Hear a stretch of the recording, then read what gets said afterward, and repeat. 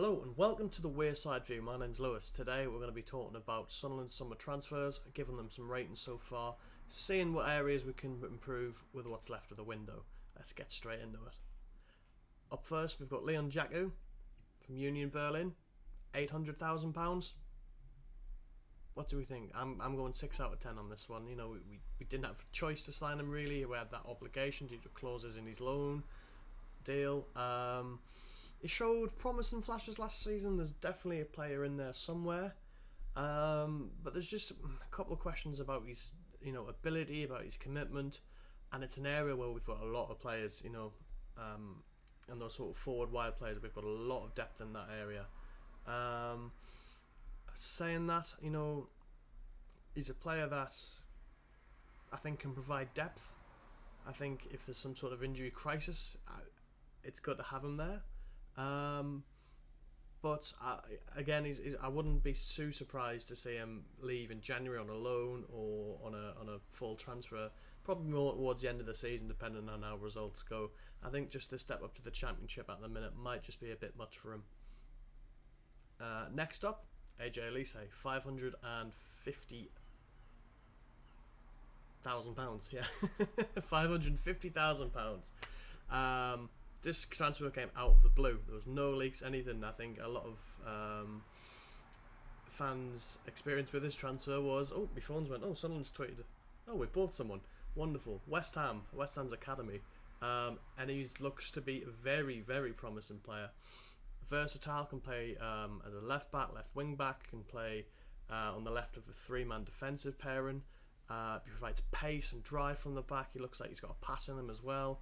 I'm sure many of you have seen that clip for West Ham's under-21 side, I think it is, where he gets the ball halfway within his own half and he just dribbles the length of the pitch and no one can get near him and he rifles one in. And that looks very exciting. I think it's a good move for the player at the stage of his career. We've got him on a long-term deal, and it just seems to be a good signing. And seems a player that West Ham fans look very disappointed to lose out on. I think it's very much an uncut gem. I think he can develop. He can do very well for the club. Next up is the one that we all wanted and we're all waiting for. It was Jack Clarke, undisclosed figure. The sort of background with that one seems like it's quite an initial low fee, and then there's the chance to rise up to £10 million is the quoted figure, and I think it's a deal that suits the player, us, Tottenham. Those 10 million will be if we get promoted. It won't be if he scores 5 goals. It will be a significant thing for the club to have to outlay £10 million. It's the one we all wanted though. He was very good for us at the end of the last season, coming into the squad, and he looks good now. It's an opportunity, I think, for Clarke to really showcase the obvious talent that he has. He's already having a great start of the season. He scored that first goal against Coventry. He was great yesterday against Bristol. And he's a player that really suits Alex Neil's system. He can play a bit more defensively. I think him himself and probably his ability is more suited to playing slightly further forward and more attacking role. He's already got a really good connection with Pritchard on that left side. Very exciting player and a very, very good signing for me. 10 out of 10. Next up is a signing, Alex Bass, backup keeper, Portsmouth. 5 out of 10 I've got for this one. No one really saw it coming. I think everyone knew we had to get a goalkeeper, and I think the general feeling around the club was we'll get quite an experienced goalkeeper in, someone that can really give experience to Anthony Patterson and develop him. But it seems Alex Bassey's quite young. I think he's only 24.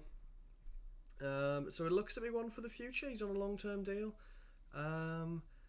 It's just a strange one, I think in terms of goalkeeping replacements, I thought it's not the type of person that we thought would be coming in, but he's in, and all wish him the very best. Up next, Dan Ballard from Arsenal. 9 out of 10 I've got for this one. £2 million, a big lot of money at this level, but it looks to be a very solid looking centre back. A long-term deal. I think it's 4 years with an option for a 5th. He's one of those players that really sort of highlights the objective of this transfer window and the club's transfer strategy, in that we're signing really high potential young players who can sort of build with the team as we hopefully go up the league, and then looking for promotion in a couple of years' time. He looks solid, absolutely solid in those past 2 games that he's played for us. And he's only 22, so he really could be our starting centre back for years and years to come. Or if you're looking at more of a financial way, those 4 years contract will be what, 26. That's coming into your peak for your centre backs. Big money move to a big club. Hopefully he stays and gets us back to the Premier League and nicely settled there. But we'll see. I think that's a very good signing for the club. An area where we definitely needed cover, but I'm quite happy with the centre backs at the minute, with Denny Bart, Bailey Wright and Dan Ballard, as well as Elise as well, who can step in there, and Serkin, who can step in. I think we're quite nicely covered in that area. Good signing, 9 out of 10. Next up is the loan signing of Ellis Sims from Everton. I'm recording this on the Sunday after his game against Bristol, so I had to just calm myself down and not quite go nuts on his rating. So I went 8 out of 10. Just let's be calm. I want to give him 10 out of 10 because he was fantastic yesterday. A real powerhouse of a player. He looks to be able to make the next step in his career. You know, he's had experience in the Scottish leagues. I think here's a good chance for him to really kick on in his career. It's a loan signing. We know how those go. Another striker from Everton we've had on loan. We know how those go. But we've got him here for the season, and already it looks to make a very good partnership with Ross Stewart. And that forward line looks like it really cause a lot of defences problems at this level. It's not so much the little and large striker, as you know, Quinn and Phillips. It's very much large and large. But it's not just a case with both of them, to be fair, of just hoofing it up there. Sims looks to have real good sort of technical ability. He took his chance, his first goal against Bristol very well, where the ball bobbled up from him. He took that touch into space and then rifled it in. Of course, they've got to be good in the air. He's a big lad, but I think he's a very well-rounded striker. And, 8 out of 10 signing for me. I think 10 out of 10 if it was permanent, but we'll see how he goes. But a very good game yesterday for Sims. Dream debut. Moving on to areas to improve now. Spots in the team that we think we could have some reinforcement in. What type of player we could do. I think centre midfield, as good as Evans has been in his performances, the centre midfield has sometimes looked like it's been a little overrun in games, particularly when we're playing the 5 at the back. We're getting outnumbered, we're losing the ball there, we're not winning the ball back. I think a good solid sort of experienced centre midfielder who's got the ability to come in, keep a hold of the ball and recycle the ball effectively would be a very welcome addition. Think in the mould of Jan Kirchhoff from the Premier League years.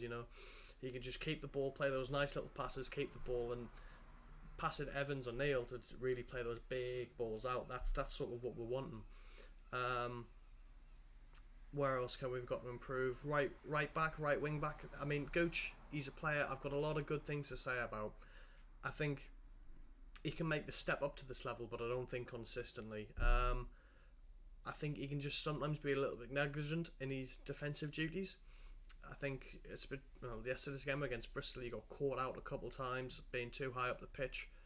And I'd like to see a more sort of natural right back come to the squad, just to give us a bit more defensive cover. Ideally, someone who can step in to sort of form a back line as Clark on the left sort of is making those dive and runs. I just think we could do a little bit more cover in that area. I think Gooch would be an excellent understudy to a more natural right back. And then the last area I've got for an improvement is a striker. Despite the addition of Sims, I still think we're very light in attack. We've only got 2 recognised strikers, so one injury and when we're very much down to bare bones. I'd like to see one come in to provide competition and cover and a different style of striker to what we've already got. I think would be welcome as well. I think a certain striker from Everton would be a good addition. Broadhead, I would like to see him come in if he can get it sorted quick and no fuss. Ideally on a permanent. I think as a sort of backup at this level, it'd be good. It takes the sort of onus off his spotty injury record. I think it'd be a good player to have, and I'd like to see him come in. So yeah, thanks for watching, guys. That's what I think of Sunderland transfers so far and where we can improve. Please let me know your ideas for other areas we can improve and what you think of this year's signings. Bye bye.